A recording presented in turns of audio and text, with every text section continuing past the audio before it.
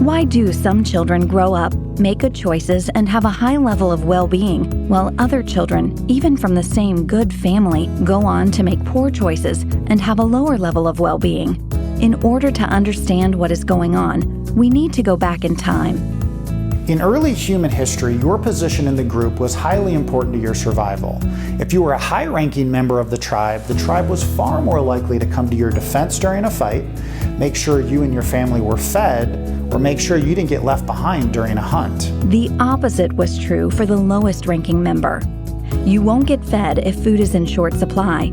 You are least likely to get assistance during a fight with an animal or neighboring tribe.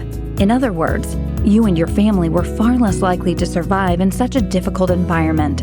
People who didn't obsess about their position in the group, they simply died out and didn't pass on their genes. Therefore, the genes that got passed on were those that cared deeply about their position in the group.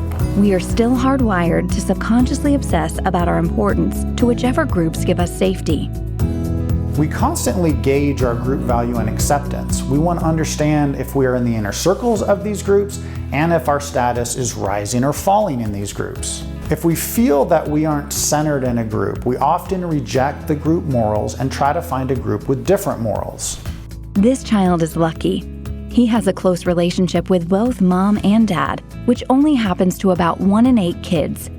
Even though they correct him as needed, he can tell that they light up when they see him. He would say he is definitely in the inner circle of his family. He also feels highly valued in his friend group and at his church.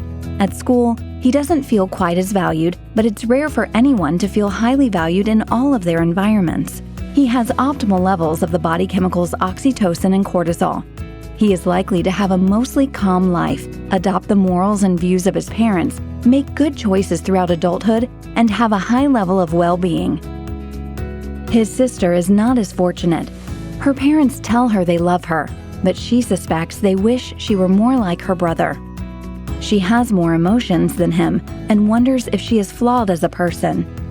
This makes her sad, and she lashes out at family members. This only makes it worse because it further strains the relationships and makes her feel even farther from the family inner circle. In other groups, she lashes out occasionally and is quickly excluded from the inner circle of those groups as well. She is frequently on edge, nervous about not being valued, will often adopt morals and views that are the opposite of her parents, make risky life choices, and have a low level of well-being and happiness. Her oxytocin levels are too low, and cortisol is too high. If the sister doesn't feel valued in her key groups, she will attempt to find a group that does value her. Maybe she will get lucky and find a group of A students, but more likely she feels accepted by a group of other marginally valued children that engages in self-destructive behavior such as drug abuse. Let's look at how adult behavior is often around our quest for the inner circle of groups. This is a key reason why I subconsciously want to spend more and more money for higher status things like a fancy car. I subconsciously think it's going to help me move towards the inner circle in my key groups, or will at least preserve my place in the inner circle. This is a reason why we like compliments. When we receive compliments, we feel closer to the inner circle. It's why we feel negative emotions when someone in the group implies a negative trait, such as a lack of intelligence, lack of skill, or poor relationship skills. When someone points out our negative character trait, what they're really implying and what I'm hearing subconsciously is I don't belong in the inner circle. An enormous amount of our time and energy is spent trying to get into the inner circles of our groups. If we feel we can't get in the inner circle, we try to leave and join groups where we think we have a chance of feeling centered. For children, the group that means more than perhaps all the rest put together is their family. We as parents think we treat all children the same, but research shows it's just not true. So without help, we're going to have one child who feels like they were not in the inner circle.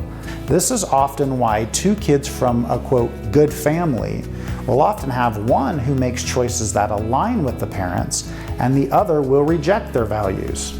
Future modules will show you how to move all of your children into the inner circle so they will be more likely to make wise choices and have happy, healthy adult lives.